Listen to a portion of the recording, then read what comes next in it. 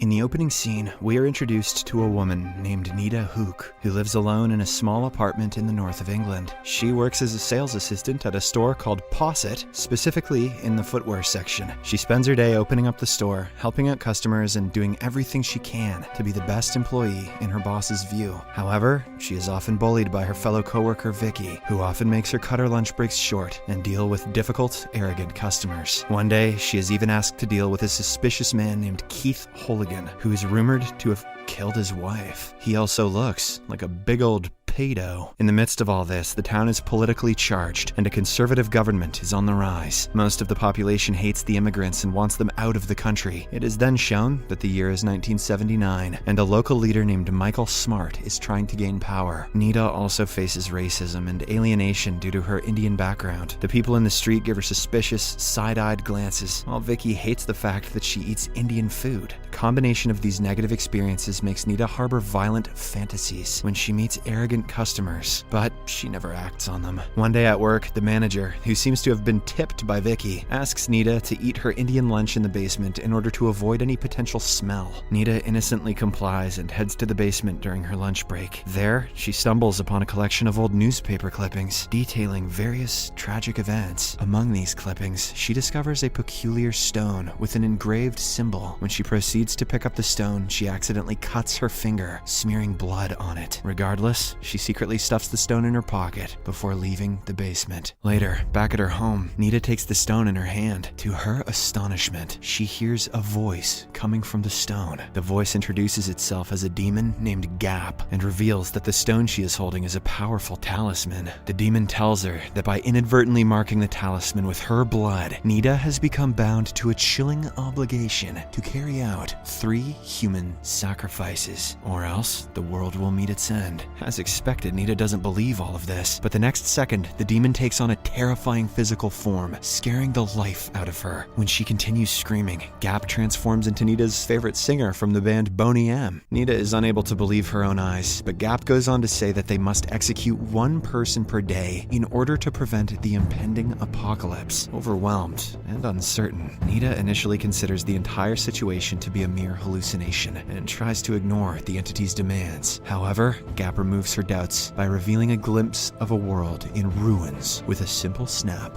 of his fingers. Driven by panic, Nita storms out into the dark night and comes across a 39-year-old man named Tim Simons, who is walking his dog under a bridge. Gap, who follows her everywhere, urges her to make her first sacrifice. When Nita hesitates, the demon claims that Tim is a bad person who preys on his own 12-year-old daughter. He even shows her a vision of that disgusting scenario. This is enough to persuade Nita, and filled with rage, she uses a brick to strike Tim on the head, killing him instantly. However, right after she commits the deed, she returns home and throws up. She is unable to sleep the whole night as the memory of what she has done weighs heavily on her mind. At one point, she even contemplates surrendering herself to the police, but Gap stops her, warning her that failing to complete the remaining 2 sacrifices will result in the apocalypse. The demon advises her to pretend as if everything is normal, so that she can avoid arousing suspicion from anyone. The next day, the police find Tim's lifeless body beneath the bridge and start an investigation. Meanwhile, Nita goes about her usual routine at work, pretending as if nothing has happened. Gap continues to follow her, persistently encouraging her to select her next victim. However, Nita ignores him and heads straight back home after work. When she spends the entire day without killing anyone, Gap warns her that failure to do so will trigger an apocalypse, and even shows her news of a potential nuclear war between Russia and the US as evidence. This makes Nita realize that he is speaking the truth, so she selects a weapon of choice, which turns out to be a hammer. She then heads to the local bar for a drink, hoping it will give her some courage. At the bar, the 2 spot Keith, and Gap confirms that the man indeed killed his wife. This means that Keith is perfect for their next target. He also still looks like a big old pedo. Meanwhile, the bartender and a barmaid notices something amiss about Nita, as she appears to be talking to herself, unaware that she's communicating with Gap. A short while later, Nita follows Keith out of the bar and approaches him, who then invites her to his place. As soon as they arrive, Nita takes out the hammer from her bag and gets ready to kill him. But just then, a scared Keith confesses that he is a bad person and that he feels guilty about everything he did. Despite this revelation, Nita, with only 6 minutes until midnight, strikes Keith in the head repeatedly until he dies. Later, as she is about to leave the house, Keith's brother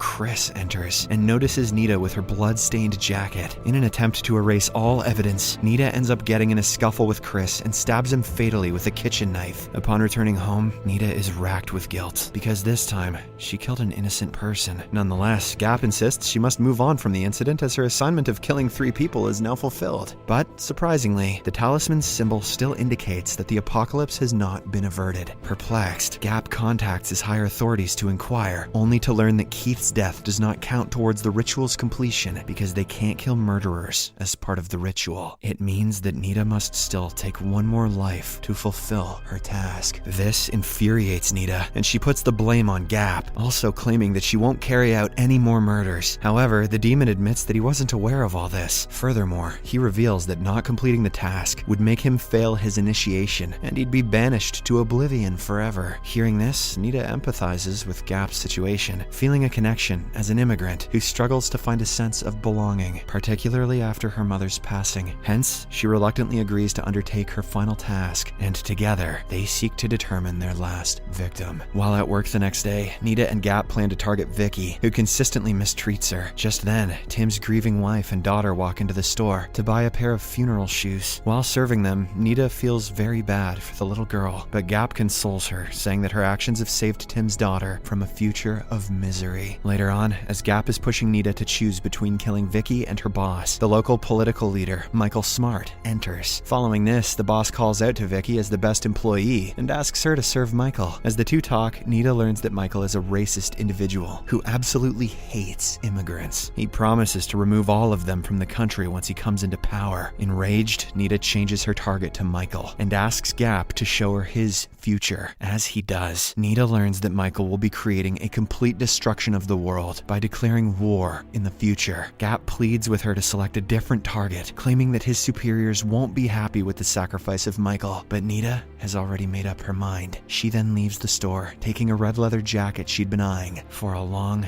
time.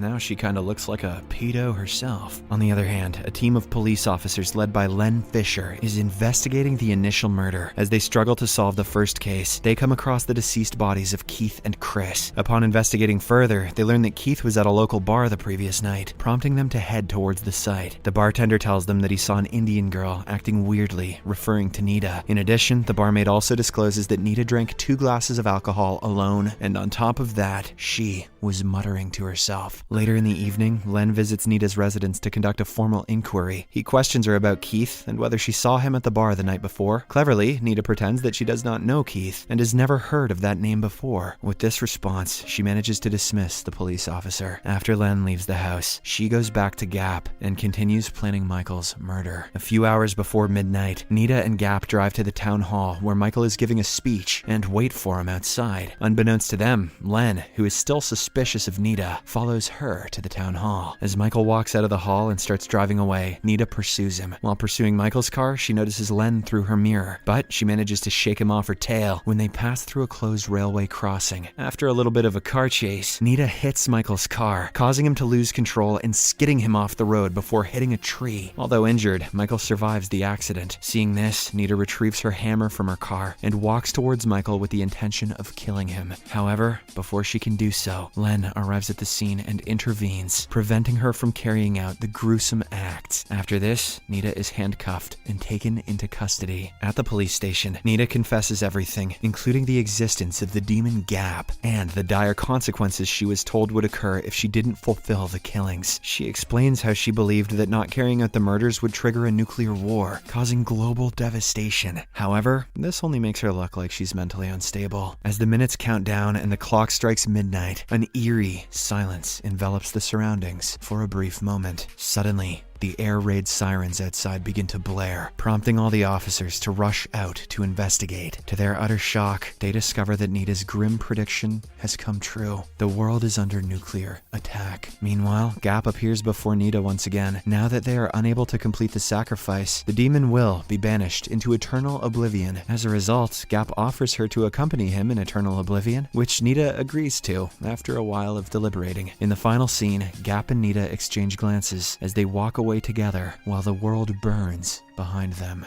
Subscribe for more videos like this, turn on notifications, and leave a like to help the channel out. Thank you for watching.